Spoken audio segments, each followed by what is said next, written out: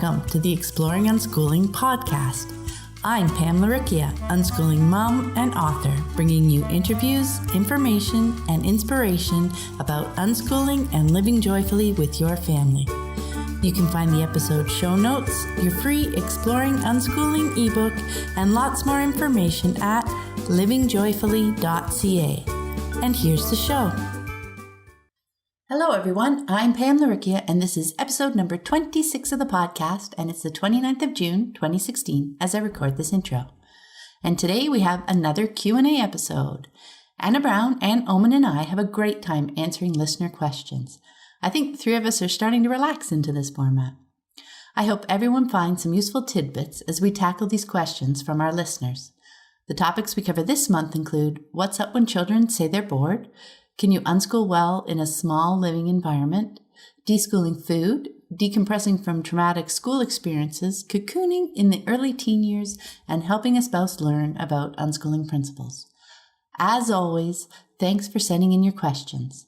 And remember, if you'd like to submit a question, just go to livingjoyfully.ca/podcast and click on the link.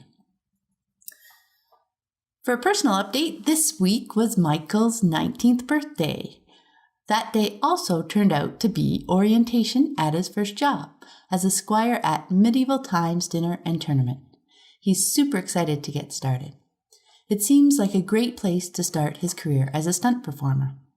As a squire, he'll work behind the scenes with a long list of things he may be asked to do, and apparently, after about 6 months getting familiar with the show details, he'll be able to start performing in the show.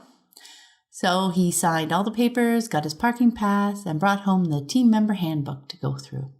They'll be in touch soon to let him know when his first shift is.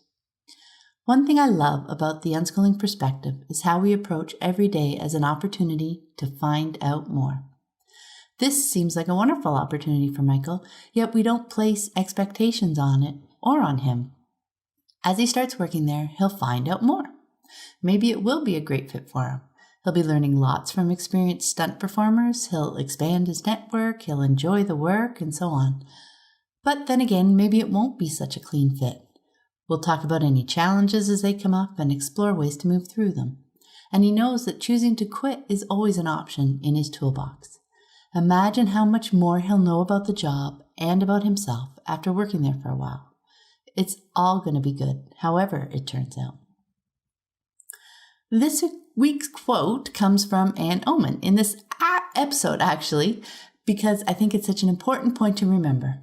She said, "Shift out of the fear by going to your child and connecting with her over what makes her light up right now in this moment." Unschooling is so unconventional that fear can be a pretty regular companion, especially in the first couple of years.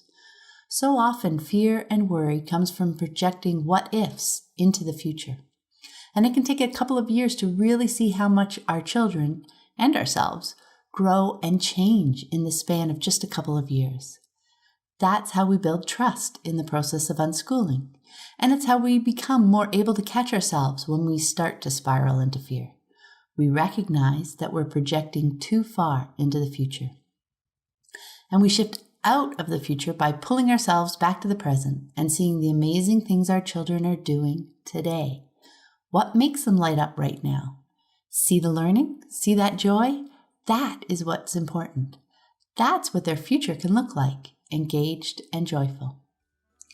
If you have anything you'd like to add to the conversation, head on over to livingjoyfully.ca/podcast and share in the comments for episode 26.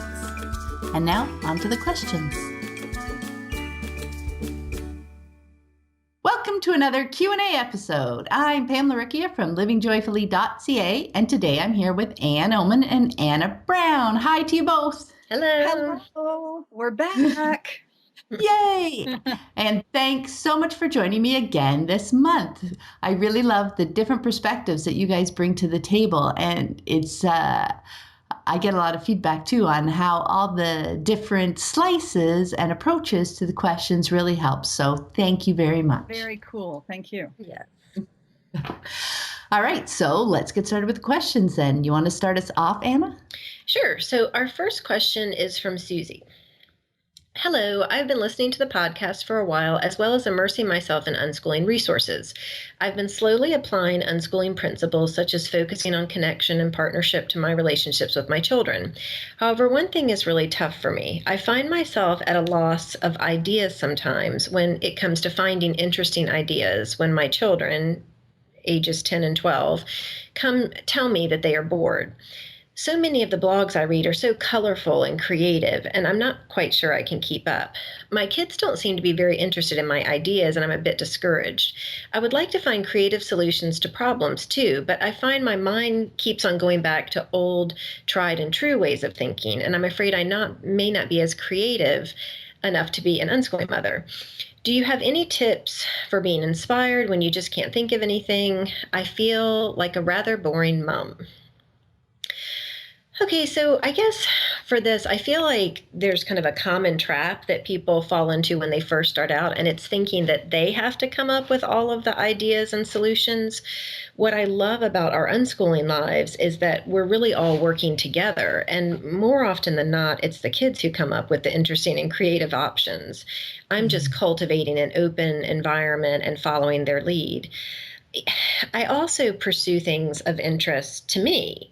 So by that, I'm modeling what it looks like to get out there and enjoy life and find things that I'm interested in. As for bored, I think personally that it can be an important step in the creative process.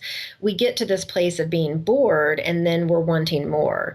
And just letting that unfold will usually yield some really cool new paths. It isn't something that necessarily needs to be fixed, and maybe just some reflection. So like if someone were to come to me and say they were bored, I might say, oh, so does that make you feel like you want to have a quiet, low-key day, or are you looking for something new to do today? And so kind of ask questions versus providing solutions. And then they can kind of tap into what that feeling means for them and see where it leads. And I mean, similarly for the creative solutions, creating an environment that is receptive and open, I think is really the key. If faced with an issue, we'll throw out all kinds of ideas. And sometimes I'll just start with something silly to get the ball rolling. But I've talked before about how my solution ideas often fall short and that they can, they come up with much more creative things. But, as they're throwing out there things I wouldn't even have thought out at all. So I think it's just take that pressure off yourself that you're the one person that has to come up with every creative idea and every solution. The point is kind of all working together, or at least that's how we've seen it here. Is that my cue to speak? Yes, we'll go to you, Anne. Yeah, Susie, I really want to release you from that weight that you're carrying of the pressure to keep up with people and their blogs. Because really, this is not a comparative game. This isn't a Pinterest contest or anything. This is just your connection with your kids, and there's nothing you need to keep up with except for your ever-growing and expanding children. So once you release yourself from any pressure or expectation to keep up with anybody else, go to your children. And like Anna said, for ideas for when they need some inspiration, for help in solving challenges, the answers are different in each moment, and they're really within the children, and you're seeing and hearing them and being a student of them. And that's the same thing Anna was saying too. And I like Anna's ideas about when they're bored. I agree with that. And sometimes I found that when my kids, they're really bored because they always have so much going on, but sometimes they'll be, wandering and seeking, and I'll just maybe say to them, do you want to come and be by me? And no matter what I'm doing, I would continue to do it. And that's how we kind of talk sideways with each other. And instead of like sitting down face to face and me saying, so what do you think of this, this, and this? If we're doing something, no matter what I'm doing, they'll join me, even if it's, work or something. And we'll just focus on the joyful conversation. And then things will come up, organically that way, rather than just coming out and interviewing them with questions. That works better with my kids. And for when you need a boost and something different, I've always found that simple ways of expanding our worlds are always best, like simply taking a different route instead of a familiar route and paying attention to the different gifts that brings into your worlds. And seeing your own hometown through like a tourist's eyes and going to places that you wouldn't normally go to because you live there. And even saying, let's go outside for a few minutes and sit in the grass, or does anybody want to just sit here and laugh? I mean, that started the most hilarious conversations and stuff. But that's all you need, is a little slight new direction to really open up and awaken enthusiasm again. So my whole point is that you, as an unschooling mother, you're already creating by focusing on creating joyful connections with your children. That's your creativity first priority. And how easy and awesome is that? I've really found that that's all I've needed to inspire further. Just starting with that connection with my kids and what they love. And let's go from there, just as Anna was saying. What do you think, Pam? Pam, can I say one more thing? Yeah. Sure. It just kind of came to me with something Anne said, and anyway, we haven't had a lot of, quote, I'm bored type of conversations, and something I think that maybe happen more in families that are transitioning from unschooling, because a lot of, especially if you're coming from school, but even if a more, structured homeschooling environment, kids are really being told what to do at every moment of their life. And so when they're left with this kind of time expanse in front of them, I think especially in the beginning, it becomes, what am I supposed to be doing with myself? And that may be where the board's coming from, because you hear that, but it really wasn't something we experienced with my girls because they had not been in school. But I do think that even with kids that have always been unschooled, there becomes a time of just wanting something new, or a little stagnation, and like, I'm wanting some new exposure to things. So that's, I think Anne was talking about that too. So anyway, I just wanted to throw that piece out there. Yeah, no, I think that's great, because that was something I was going to mention too, because I noticed, Susie, your kids are 10 and 12, and you said you're just coming to unschooling. So that could definitely be part of it, especially since you say both of them are coming to you pretty regularly, because, you hear lots of stories about school kids getting bored during the summer and expecting their parents to give them things to do, because coming up with their own things is something completely new to them, right? They'd rather like go to camp and be told what to do, just because that's what they're used to. So this could definitely be part of the transition. Another piece sometimes that I noticed, if they came around and said they were feeling bored, it speaks to what Anne had mentioned. Sometimes it's a clue that they're not actually looking for an activity to do, but they're just looking for some engagement with me, something to do, right?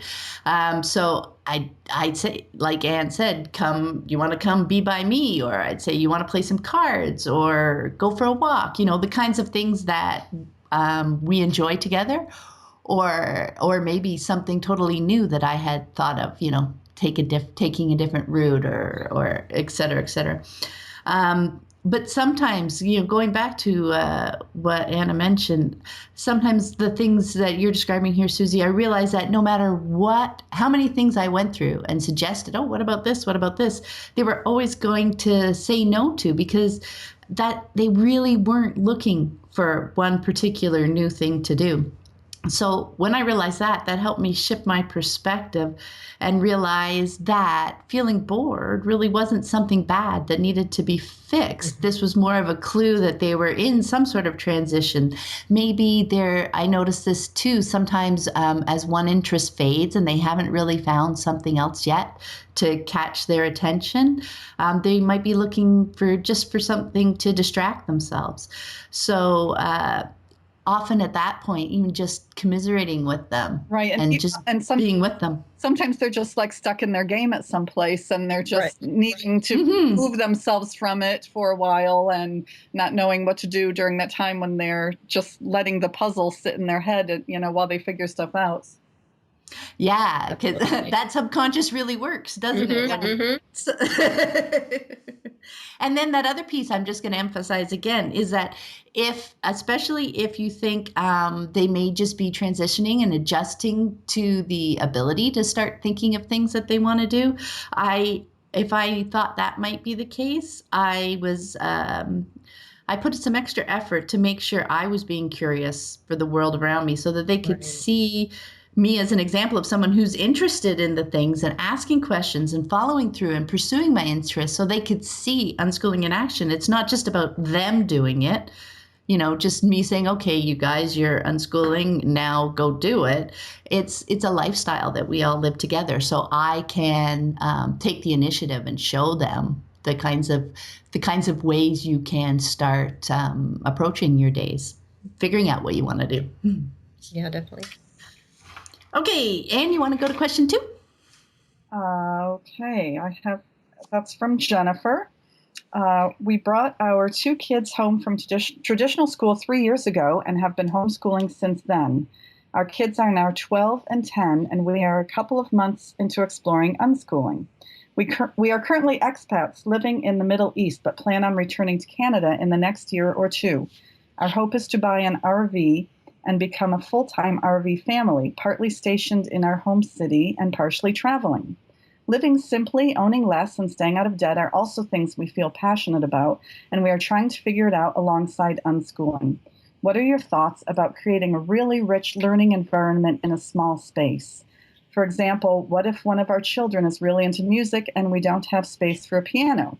Or they love painting and we don't have space for an art studio or even a big easel? Wink. While I think that their exposure to the world has been amazing living overseas and traveling and will continue to be as we travel in the future, I sometimes wonder if we are limiting them by limiting our physical space. Any insight for us? Smiley face. Well, first of all, welcome home to Who You Are with Unschooling, Jennifer. I can tell that you're expecting wonderful things to be happening, and you're so right about that. And I love that you say that that through traveling, their exposure to the world has been amazing and everything, and will continue to be. So right there, you're answering your own question about creating a really rich learning environment in a small space. And in our family, we've always lived in very small houses, and we've all been interested in music. We've all been interested in art. My son is an artist, in fact. And we've never needed a piano. We have a big easel. But that's not important. That's not the focus. What I think our focus needs to be is this moment right here in front of us with our children, and that's all. That's it. Isn't that a huge relief that you don't have to worry about the what ifs? It's so important to not get distracted by the what ifs and allow your lives to unfold and flow and be. The what ifs are simply fear slipping in and disconnecting you from yourself and your children. So when you feel the what ifs creeping up, like, your fear of the piano thing, be aware of them and make a conscious shift back to this very moment and what your children are loving and connecting with right now, and connect with them over that. One of the great things about being unschoolers is that we have this wonderful yes mindset. This is how we follow our children's interests and questions, and we maintain a wonderful connection with them no matter what's going on in our lives, no matter where we live or how we live. And everyone has different circumstances. So we can either see circumstances as limiting, or we can continue with that yes mindset. And especially because the other part of the yes mindset is, how can we make that happen? And so we have conversations with our children, and we come up with ideas of how everyone can get what they need and desire as we go along. We get really creative, and we just tend to make magic happen as unschoolers, frankly. An affirmation I use often is simply this: all I have is all I need. And again, what a relief, right? To be released from any fear that we're not enough, that we don't have enough, and to focus on this moment in front of us. How are our kids doing in this moment? And then go from there. Because we really do have an abundance of resources, of life, of connections. And mostly we have those infinite possibilities simply because we're open to them, we're trusting in them, and we trust in the unfolding of our children's lives, one step and one moment and one breath at a time. That's always been our focus. Pam? Cool. I'm going to emphasize that point because we are living with our children all the time and having conversations. If they are interested in a piano, it won't be out of the blue. Right. You will, it will just be something that comes to all of you. So it's not anything to worry about, what if in the future, the next step will probably be clear and will certainly be in a bunch of conversations if that ever comes up. So yes, definitely stay focused in the moment, because that's where you're going to learn more about your children and have conversations and figure out the things they are interested in. And that's where the really fun, creative stuff comes. Like she mentioned, figuring out how to do the things that we're interested in. If they really are interested in music, that's a very general thing. There's just so many different things that you guys will be able to figure out from, going to shows and watching YouTube singers online, and maybe finding music stores and going out and trying instruments and knowing people that have them to go and play around. There's just going to be so many ways that you guys can creatively come up with the next step and then the next step. It's when you try to look, 20 steps down, oh my goodness, they want a piano. That's when you can't see how to get there, but you don't have to look that far ahead. Stay in the moment and figure out today, and talk and dream and just chat with them, and you're going to have just so much fun, even fun brainstorming things that, as from the last question, the kids come up with so many creative ideas and ways to do the things that they're interested in that we can't even imagine up front. The other piece I wanted to mention too, because you talked a lot about traveling, is that as your kids get older, I know with my kids, they got so much more involved in our travel plans. We did a lot of traveling specifically around things that they were interested in. So that's the other piece, they're going to be more than likely much more involved in where you're going. So all the interesting things from that travel will come up, and they will see all those advantages to that kind of lifestyle. Like I know we planned vacations to Florida around bands that were playing down there. And a couple years ago, we took a trip out to LA that was designed around parkour gyms that Michael wanted to visit. There's always fun things that we can do when we're living with our kids. Anna?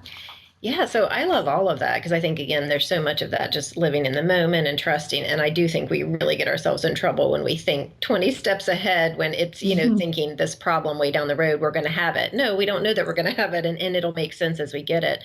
I guess I did just want to say, in general, I feel that traveling in an RV is a really big decision. And so I do feel like if it were me personally and my family, like I would want all of us to be feeling really great about that, because I think that's where that really good energy that you guys are talking about would come from, because I don't know that everybody is suited for RV life, So I think it's just a really important, distinction to say, is this dream and passion that she shared with us above everybody's or just theirs, because I think that's, having that great foundation of starting everybody being excited about it. Again, you'll do that travel where people are interested in things, and all of that will, fall into place. And so I feel like in general with that lifestyle, flexibility is really key to changing attitudes and to ideas that people have and to different places. So it's not a rigid traveling schedule. It's a traveling schedule that as needs arise and as new passions arise, you detour and do. I think that's really the beauty of the traveling lifestyle. We have friends in common, all of us, that actually did an RV traveling. And I feel like it was about a year where their oldest son said, this was great and I loved it, but I really want my own room.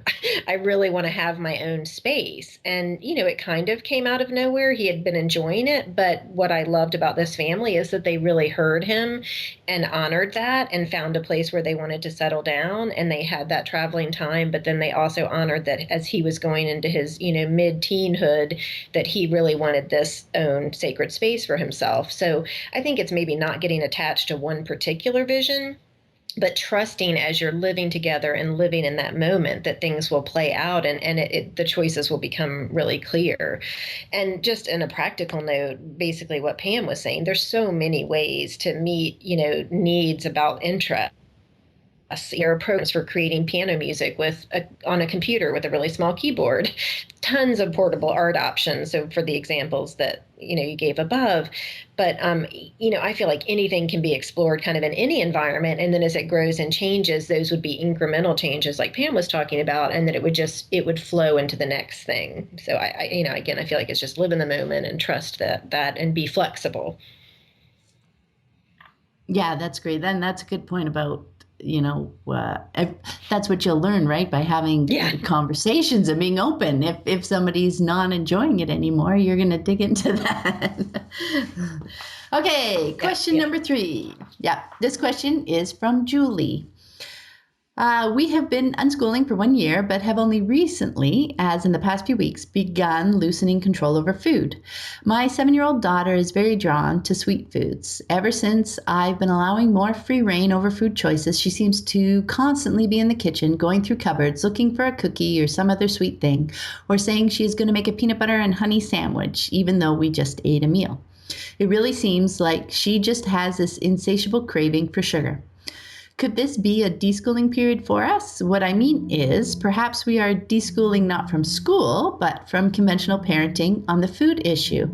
Do I need to absolutely allow her complete and total freedom to have literally as much candy and sweets as she wants, and then trust that her obsession will mellow out over time? It seems so scary for me because I have strived to be a parent who offers them a healthy diet for so many years now. I worry that it is irresponsible, and it just seems very unhealthy for a person to consume so much sugar. On the other hand, part of me is wondering if, in addition to her innate love of sweet things, she is also testing and exploring this new change in our household. Unschooling has proven to be a very successful and rewarding experience for my entire family. So there's a part of me that is curious to see if it can work out just as well with the food issue, if only I can find the confidence to go for it. Any insight or advice? Absolutely. The process of deschooling does apply to all sorts of things, Julie, not just the academic school piece. It's really all about learning how to make our own choices after someone's been controlling them. And definitely, I think you're right. It can certainly be that she's testing and exploring this new change, and as well she should be, because that's how she's going to learn, right? Through experimenting and doing things and seeing what happens. She needs now, and now she's finally got the opportunity to gather lots of different food experiences, what she eats, and seeing how she feels later. And she needs time to discover all the various parameters that are going to come up and be part of her food choices. And she definitely needs lots of time to do that. You've said that it's only been a few weeks, so I can imagine that's a big part of what's going on. For the first while, it's probably going to be that it's just going to be sweets. I can have sweets, yay! And she's going to be excitedly gobbling them up. But what's important about that time is that's where she's developing trust that the availability of those sweet foods isn't going to be taken away again. She's building trust in you, and she's going to start to gather all those experiences about how she feels when she's eating sweets. Once that trust is in place and she knows it's not going to disappear, that's when she'll start to feel comfortable incorporating all these experiences that she's been having into her decision-making process. And she'll start to discover all the other considerations that may impact her food choices, like when I feel like this, often protein helps, or gee, this is what thirsty feels like. I really want to drink, instead of just always being drawn to that sweet, sweet, sweet that you're seeing now. With that diminishing marginal utility Pam Sarushian talked about in episode 2, eventually you'll see that sweets drop from always being her best choice or her number one choice to being one of the many choices that she sees on her food platter. I think you're right. Time is definitely the key. But the thing is, because everyone's different, we can't accurately predict how long that's going to take. But look to her. You'll be able to, if you don't see the sweets, I know it's hard to get past the fear of it.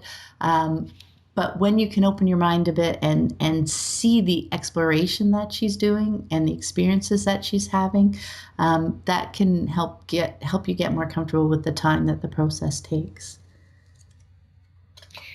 Anna? Yeah. I just want to say that agreeing with Pam that I have definitely seen a period of testing when people stop controlling food. And I always found it really interesting because we really haven't controlled food, but we'd be in an environment and there would be candy dish and the kids that had been really controlled were like the whole thing. And my girls are kind of deer in headlights. What's happening?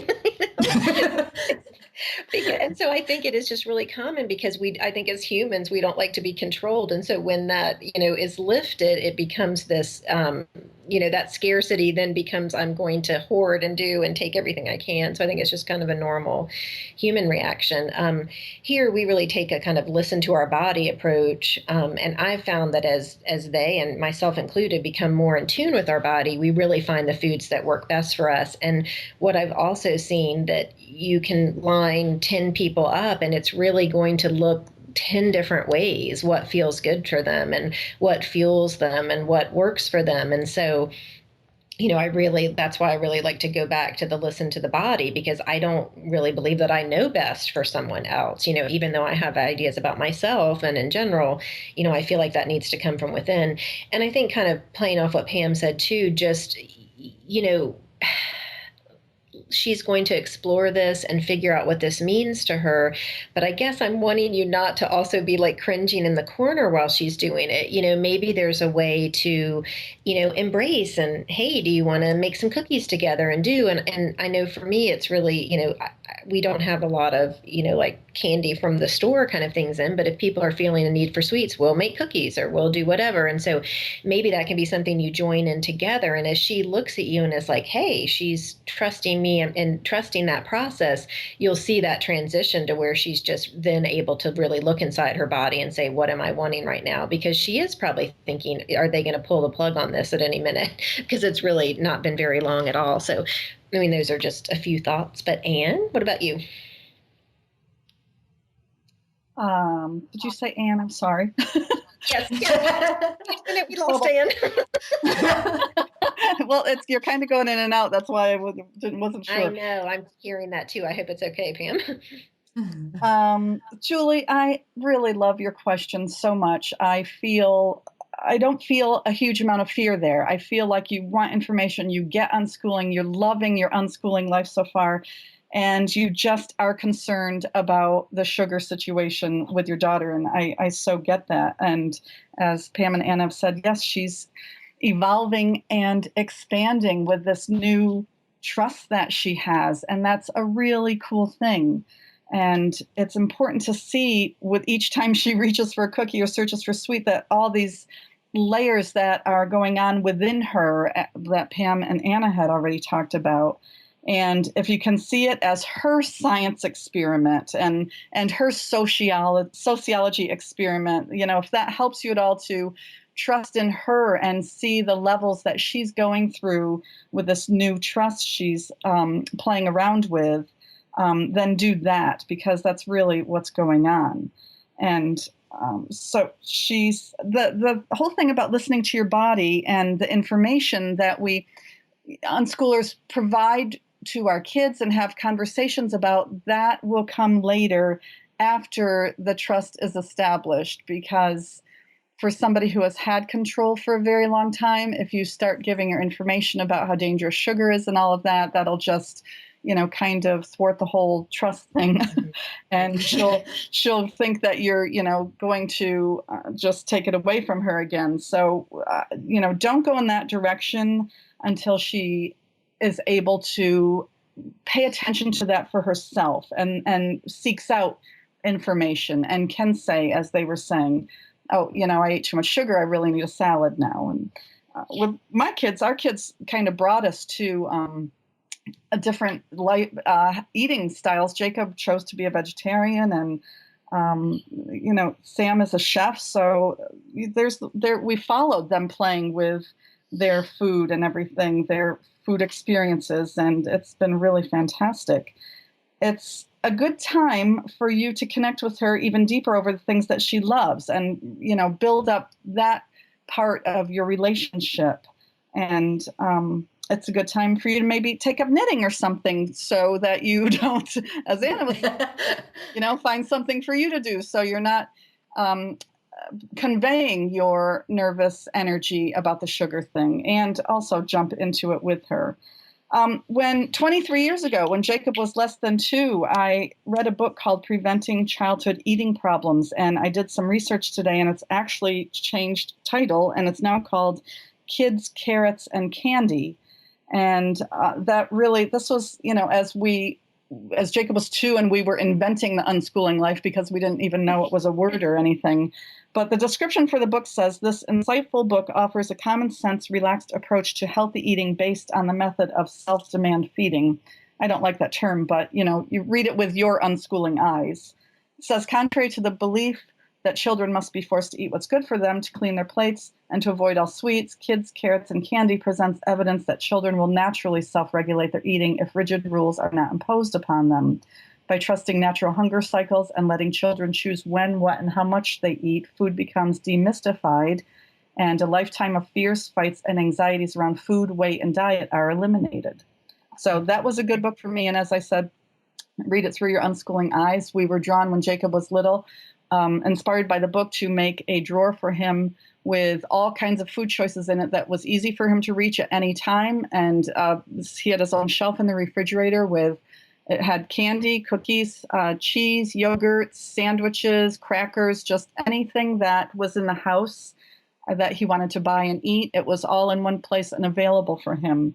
And we loved how that worked out and how he felt empowered to make his own choices, and it was reachable, so he didn't have to ask us for anything also. So that was very cool.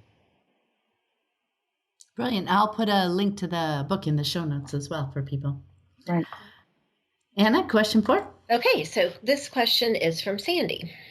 I recently brought my son home to homeschool. He is being treated for depression, has some personal stuff going on, and is addicted to watching YouTube.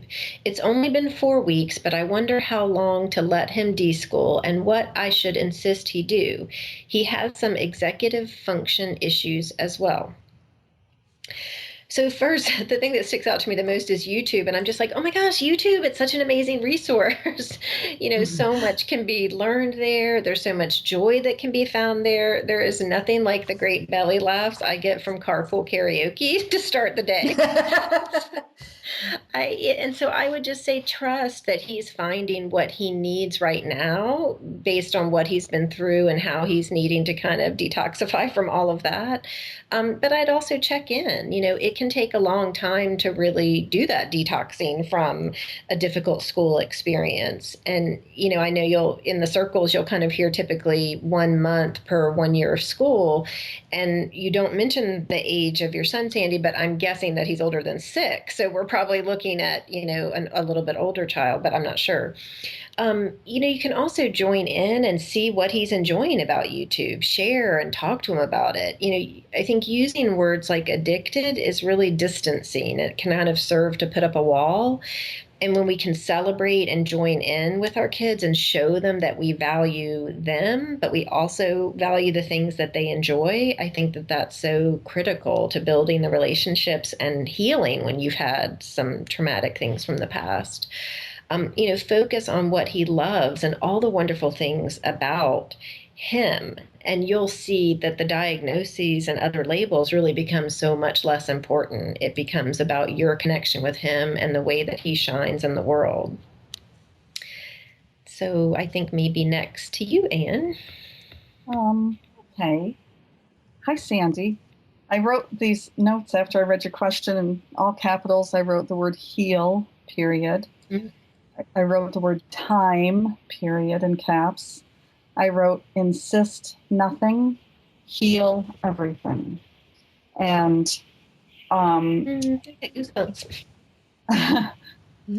anything he chooses to do is wonderful because he has so much to heal from.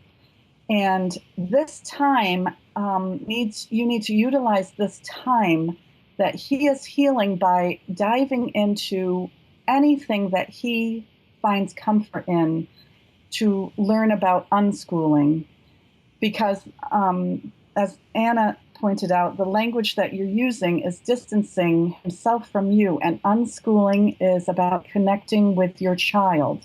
And you're not, your use of your language is still school speak, and so your brain is still there. And I get that. That's how everybody has been trained.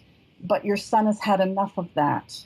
He needs you to learn the unschooling connection, the unschooling way of seeing him.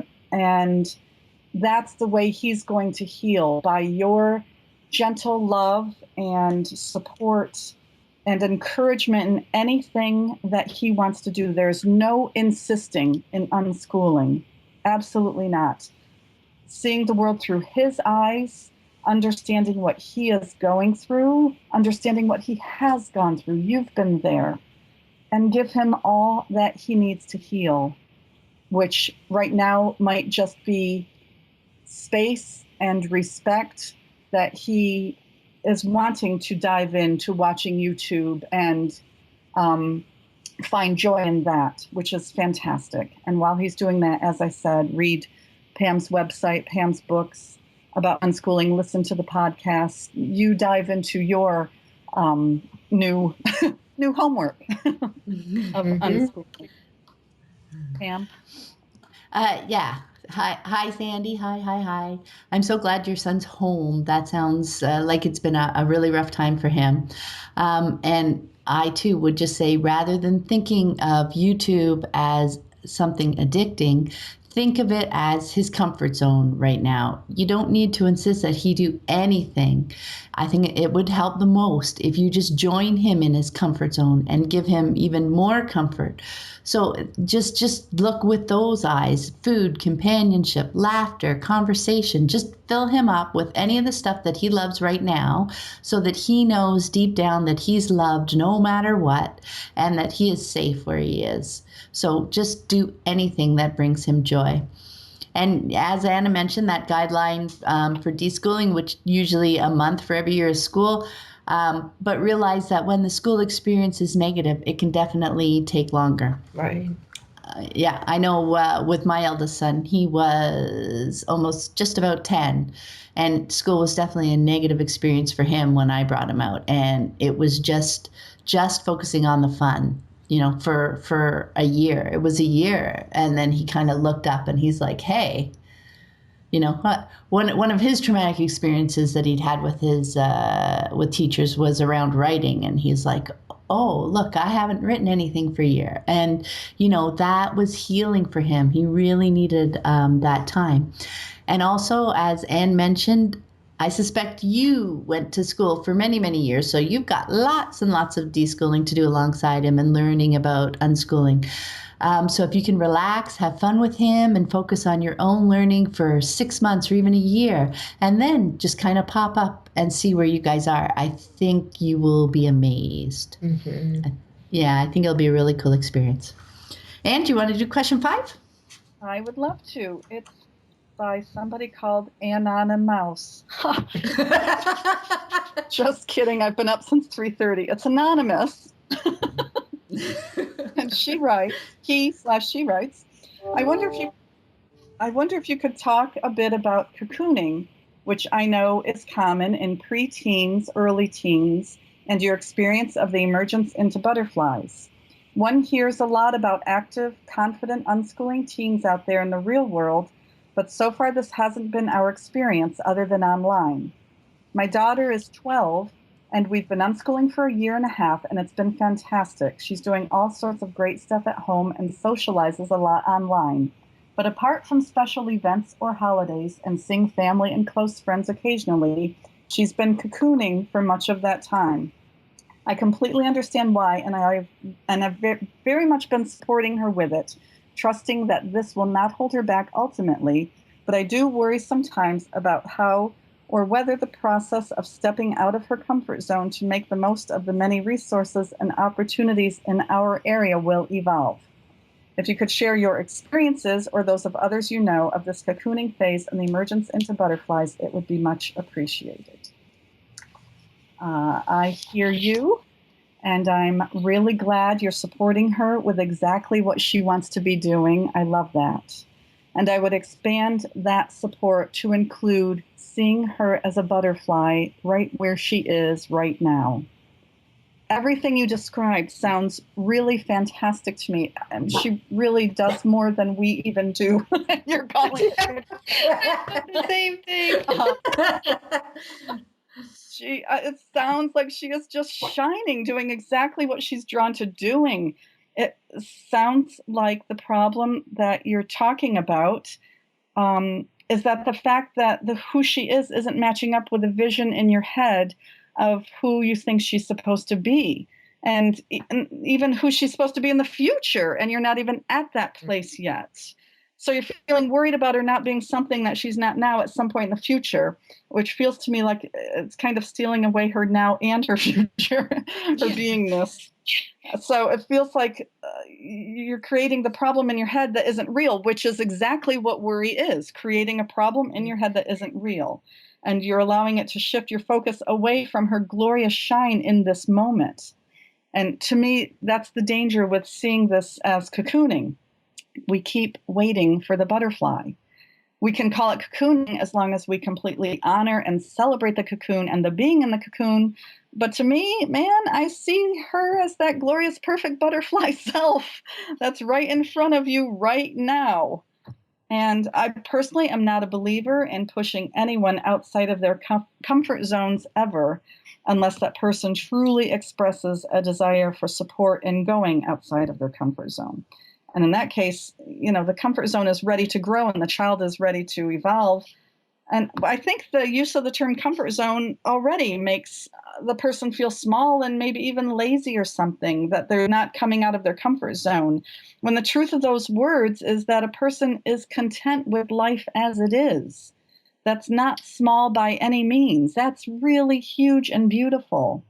And when people present this type of question to me, when they've done in the past, and I ask for more information about the child, there are so many more layers of interest that the child has, and knowledge and personality that isn't revealed originally. So that place that they're calling a comfort zone is actually just a pretty damn good life for the child, especially when compared to the life of a school child. It's also for those of us who are introverts and highly sensitive and empaths, it is so much easier to communicate and be fully who we are without another person and their energy in front of us. And this is something to celebrate about her, about anybody, everybody and their uniqueness, of course. And one thing that you did say that I want to point out to you, you said, trusting that this will not hold her back ultimately, but I do worry sometimes. I'm sorry, but it's one or the other. It's not trusting if you're worrying. And worry is exactly the same as Jennifer's question. It's fear creeping in about the what ifs. In order to truly trust, which is an absolutely necessary foundation for unschooling, you need to shift out of the fear by going to your child and connecting with her over what makes her light up right now in this moment. And you fill up your bank of how wonderful she is and how much she knows about the world and how well she communicates online and all those other layers of her glorious beingness.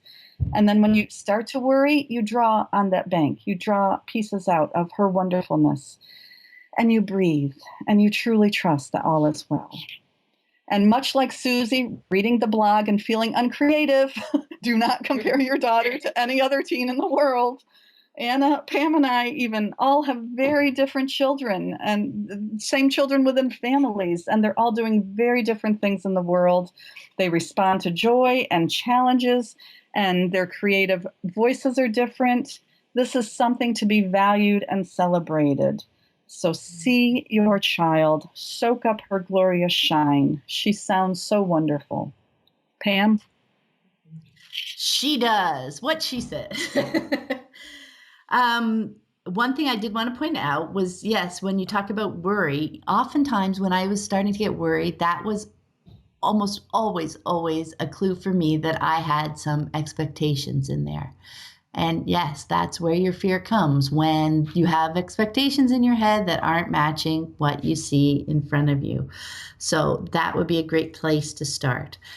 Another thing I wanted to mention was I really wanted to say the online world is the real world. Yes. Yes. Yeah. They're not different. It is real people there. They're making websites, they're writing in forums, they're sharing links. Those are real people. The podcast you're listening to right now is online. The three of Three us different are real places. people. But we're real. Yeah. Oh, my next note We're said real. they're just as valuable as face-to-face ones because, I mean, exactly. When people ask me about my friends, I say I keep in touch with my close friends online. I mean, Yep. I probably see you guys once or twice a year, and that's mostly because Anne and I host conferences. Right. So, yeah, I mean, people are people. Um, and as Anne mentioned, it really comes down to looking to our own children. The question is not your expectations and what you're thinking. The question is, how does she feel? She sounds like she's very, very happy with the way things are. And if she is, then things are good. And then that's another clue that it's your work to process. The other thing I wanted to point out is to realize that if they are cocooning, because sometimes it really is a process for them where they're well, I guess that is the best word, but they're taking some quiet time. Emerging beauty. I've had all my kids go through that, and they have emerged beautifully. But the point is, the emergence does not need to be a physical thing. It doesn't have to be going out. They may emerge a more confident and self-aware person who continues to enjoy connecting with people online. For many reasons, I know Lissy, up until she was 18 and she moved to New York, her biggest connections were online because that's where she found her tribe of people who were interested in the same things that she's interested in. And then, at that point, she decided she wanted to have more face-to-face connection with them. So that was part of the whole decision, a choice to go and explore for a little bit, But as we've said in a lot of these questions, it's just bit by bit. You look to them. Each step isn't, when she said, "Hey, Mom, I'm thinking about going to New York," it wasn't a huge surprise at that point. It wasn't out of the blue because you know them, what they're enjoying, how it's working for them. Even if your child isn't big on conversations, through their actions as well. You get clues all sorts of different ways. So, that emergence thing, be wary of looking for them to come out, to be like, oh, I want to go out and take advantage. Those resources are there. If you're really keen about them, you can go. Mm-hmm. If there's cool things going on in town and you say, hey, I'd like to do this, and she's not interested in going, you can still go. You don't want to give the impression to her that she's holding you back, right? You can work those things out. And that's, again, just another example of everybody doing what works well for them. Anna? Yeah, I mean, I really did just think the same thing. Like, oh my gosh, she's doing so much. and I love that she sees that and you're celebrating that and you love that, but yet you're just letting this worry and this fear maybe get in the way and kind of derail you from that. So that's there. So I think that's so big because you do see it. So just get back to that feeling of celebrating her and seeing all that she's doing and wondering if maybe you're an extrovert and if you haven't looked into kind of introvert extrovert stuff, it might be helpful to you because I know as an introvert, again, when I'm reading what she's doing, I'm like, that's a lot, and whereas, Pat, my friend who's an extrovert would be going, it's not enough, so I think it is important to just kind of understand different personalities and it's not a cut and dry thing, but just, we all process the world differently and need different things. And oh my gosh, she's only 12 years old. So I think that that's kind of important to see too, because you really are projecting, it sounds like, out into the future really far. And I will say for sure, the differences between, what would happen over the course of a year or 2 years, and things that I thought, oh, this is just who they are and whatever, would change and morph and as they grow and change. So it's not, you can't take where anyone is today and project it out 10 years, be it a 10-year-old, 12-year-old, or a 47-year-old. We change all the time. So, and yes, online is real life.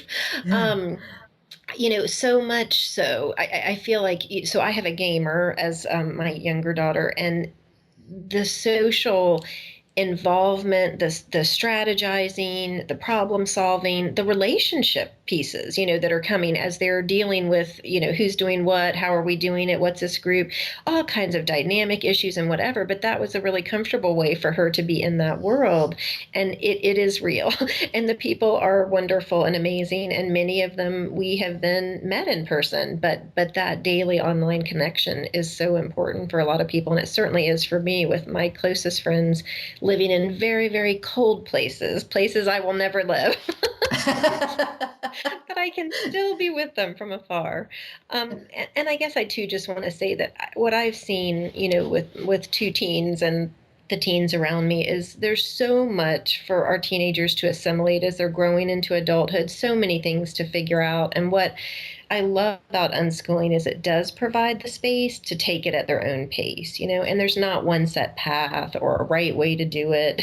And, allowing that space creates an environment for it to unfold in a way that's best for each child. And speaking to what Pam said, that cocooning, as we're calling it, can happen for a lot of different reasons. And with my older child, she had a period of being very social, and it was probably around 11 or 12. And then she really did come back from that. And then when we talked about it later, as she came out of it, she didn't come out of it and become more social. She said, what I realized is there was a lot of noise with the other people, and it was changing who I was and how I acted, and I didn't like it. So she really, to find herself, needed that space, from that outside noise. So there's lots of reasons that people do it. That was just something for her, and it's different for everybody. And some people want to be around people all the time. So again, no one right way, but I guess I'm just saying, there's a lot more to it maybe than what it looks like on the surface. And as Anna said before, it's all ages. What you just said about your daughter, I'm 53, and that's what I'm going through myself, I mean, I'm learning to reel it in and how much I want to give of myself. And it's just called life and growing. Yes. Yep. And even with my oldest online, his social connection even grows and waxes and wanes on there as he finds, oh, this is like just too much, that too much noise, too much stuff, and he pulls back. So even if online is one of your main social outlets, you still have all that experience, all that ability to pull in, pull out, to play around, to explore. So yeah, online's real life. Okay, our last question for this month is another question from Julie. She writes, I'm wondering if the panel can comment on the experience of encouraging a spouse to embrace this lifestyle. In my family, I am the one who led the way down our unschooling path. My husband has been amazingly open-minded and supportive thus far. Both of us were very confident about unschooling the academic stuff. However, as I have been recently attempting to relax restrictions on food, he is expressing concern. It is such a departure from the way we've always been with the kids, striving to offer nutritious foods and limiting sweets or desserts to quite a large extent. It concerns him deeply to see our daughter now helping herself to chocolate and other sweet things frequently. I do understand where he's coming from. You haven't slept in a long time, have you? I didn't know this was me again. Hi, Julie. I do understand where he's coming from, as this is very uncommon in our society, but I can easily see the wisdom in letting children gain experience in making these kinds of choices for themselves. Any thoughts? So yes, hi again, Julie. I know you submitted your question before last week's episode with Jenny Gomes came out. So that was episode number 25. It was about deschooling, and we talked about spouses at one point. We had a good chunk on that. So have a listen if you haven't yet. That was really interesting. The other thing one thing I wanted to point out was you talked about how you used to strive to offer nutritious foods. Keep striving. I mean, well, not striving, keep offering food options. It's not like, oh man, all she's going to do is choose chocolate. So, I'm just going to have that around. So it's not about just, yes, you want to satisfy that. You want to make that choice available to them, but it's not really a choice unless they have other things to choose from too. Like Anne talked about that drawer where everything was available, that made it so that Jacob had a choice. When he was hungry, he could see all the different things that were there for him. So you still want to have lots of options to help them realize that it is a choice that they can make.